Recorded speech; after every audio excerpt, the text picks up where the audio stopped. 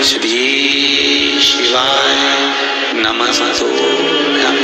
आपकी कोई कामना है, आपका कोई भाव है, आपके हृदय की कोई बात है जो बहुत दिनों से लगे हुए हो और बाबा हो सकता है कि किसी कारणवश पूर्ण ना हो रहा। आपने 2 बार पशुपति व्रत कर लिए, आपने ये कर लिया, आपने प्रदोष कर लिया, आपने सोमवार कर लिया, आपने सारे अनुष्ठान कर लिए, बहुत सारे उपाय भी करे तो भी नहीं हो रहा है। तो इस बीच वाली पत्ती पर शहद लगाकर बाबा का जो शिवलिंग है उस शिवलिंग को इसको छुआ दीजिए या उससे चिपका दीजिए और उस पर अपनी हथेली रखकर कामना कर कर वापिस।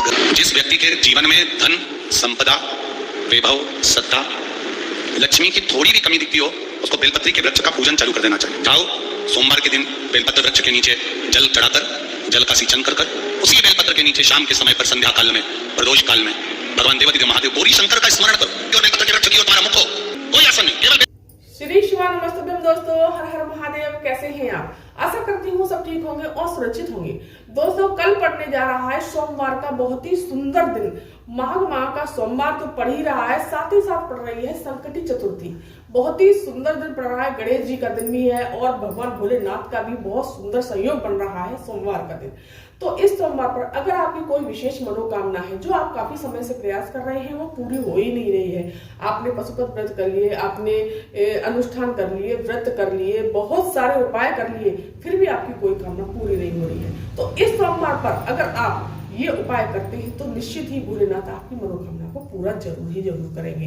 दोस्तों एक उपाय है, अगर आपके यहाँ धन संपदा की थोड़ी भी कमी है, आपको ऐसा लगता है कि मेरे यहाँ धन संपदा नहीं है, बहुत कष्ट झेलने पड़ रहे हैं, धनराशि भी कमी दिखती है धन संपदा की, तो आपको बेलपत्री के वृक्ष के नीचे का बहुत सुंदर सा उपाय बताया है। चलिए जानते हैं दोस्तों पहला उपाय जो कि मनोकामना पूर्ति के लिए है। आपको क्या करना है, एक तांबे का कलश भरना है, इसमें जल भरना है आपको अपनी रसोई से, जिस परिंदे से आप जल पीते हैं, इससे वास्तु दोष, पितृदोष और काल सर्प दोष दूर होता है। और एक साथ ही साथ लेनी है आपको एक बेलपत्री, जो कि बेलपत्री कटी फटी नहीं होनी चाहिए, एकदम साफ सुथरी बेलपत्री होनी चाहिए। भोलेनाथ को खंडित चीज समर्पित नहीं की जाती। और आपको ले लेना है थोड़ा सा शहद। अब इसके साथ ही साथ दोस्तों आप पूजा की सामग्री, जो पूजा की सामग्री ले जाना चाहते हैं, चंदन, चावल, धूप, दीप, जो भी ले जाना चाहते हैं वो आपकी इच्छा है। मैं सिर्फ आपको उपाय बता रही हूँ कि किस प्रकार से करना है, वो आपकी इच्छा है। जिस प्रकार से आप पूजा करते हैं वो कर लीजिए।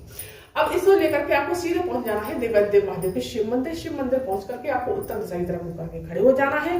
इससे महादेव हमारी मनोकामना को शीघ्र से शीघ्र पूरा करते हैं।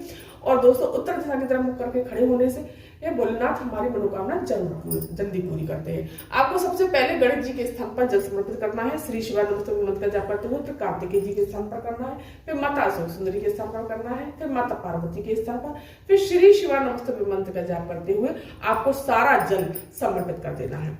अब आपको चंदन लगाना, जो पूजा की सामग्री को समर्पित करनी है वो कर दीजिए। अब आपको लेनी है एक बेलपत्री और इस बेलपत्री के ये जो बीच वाली पत्ती है, इस बीच वाली पत्ती पर, ये मध्य की पत्ती है, इस पर दोस्तों आपको शहद लगाना है। शहद एक बूंद नहीं लगाना दोस्तों, आपको पूरी पत्ती को शहद से लपेट देना है।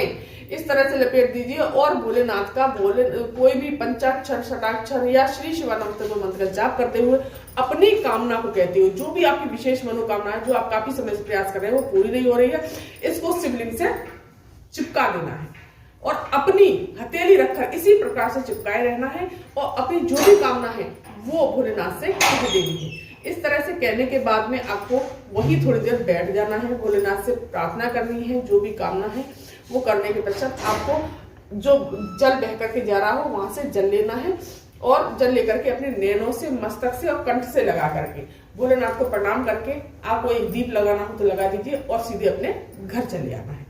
दोस्तों बहुत ही सुंदर और अचूक उपाय है। पूज्य गुरुदेव कहते हैं 3 महीने में, मात्र 3 महीने में आपकी मनोकामना शीघ्र से शीघ्र पूरी हो जाएगी। दूसरे उपाय की बारे में, अगर आपके यहाँ धन संपदा की कमी है, पैसा आ नहीं रहा, टिक नहीं रहा, संकट आ रहे हैं, तो आपको सीधे बेलपत्री के नीचे सुबह के समय जाना है। दोस्तों ये दोनों टाइम उपाय करना है। आपको सुबह के समय बेलपत्री के नीचे जाना है और वहां पर कुछ नहीं करना, आपको एक लोटा जल लेकर के जाना है। जल लेकर के वहां पे बेलपत्री के नीचे सुबह सुबह समर्पित कर देना है। गौरी शंकर का नाम लेकर के, कौन सा नाम, भगवान का नाम लेना है, गौरी शंकर का नाम लेकर के ये जल आपको समर्पित कर देना है। जल समर्पित करने के पश्चात फिर आपको शाम के समय पर फिर जाना है, एक दीप लेकर के जाना है, चंदन लेकर के जाना है, चावल लेकर के जाने हैं, कलावा लेकर के जाना है, बेलपत्री, शमी पत्र, जो भी पूजा की सामग्री आप ले जा सकते हैं वो सब ले जाइए। और वहां पर जाकर के आपको फिर एक लोटा जल लेकर के जाना है, जल ले जाइए और फिर आपको वहां पर जल समर्पित करना है। श्री शिवाय नमस्तुभ्यं मंत्र का जाप करते हुए गौरी शंकर का नाम लेकर के फिर आपको चंदन लगाना है, चावल लगाने हैं, मीठा लगाना है, बेलपत्री समर्पित कर देनी है और एक समी पत्र समर्पित कर देना है और वहीं पर आपको एक दीप लगा देना है और कलावा समर्पित कर दी। जो भी पूजा की सामग्री लेकर के गए हैं वो समर्पित कर देना है। आपको बेलपत्री की जड़ की तरफ ही मुख करके बैठना है और बेल ऐसे बैठिएगा कि बेलपत्री की छाया आपके ऊपर पड़े और बिना आसन के बैठना है, कोई आसन नहीं होगा। और गौरी शंकर का स्मरण करके, गौरी शंकर का नाम लेकर के एक दीप और वहां पर प्रज्वलित करने के पश्चात वही बैठना है, बाबा से प्रार्थना करनी है। पूज्य गुरुदेव ये कहते हैं, हफ्ते में एक दिन सारे देव देवता बेलपत्री के वृक्ष के नीचे आते हैं, वो दिन है सोमवार का। और माता लक्ष्मी भी इस दिन बुहारी लगाने के लिए शाम के समय पर आती है। तो आपकी मनोकामना शीघ्र से शीघ्र भोलेनाथ पूरी करेंगे। और इस तरह से प्रणाम करने के पश्चात आपको मात्र 5 बार या 7 सोमवार, 5 सोमवार या 7 सोमवार करने पड़ेंगे।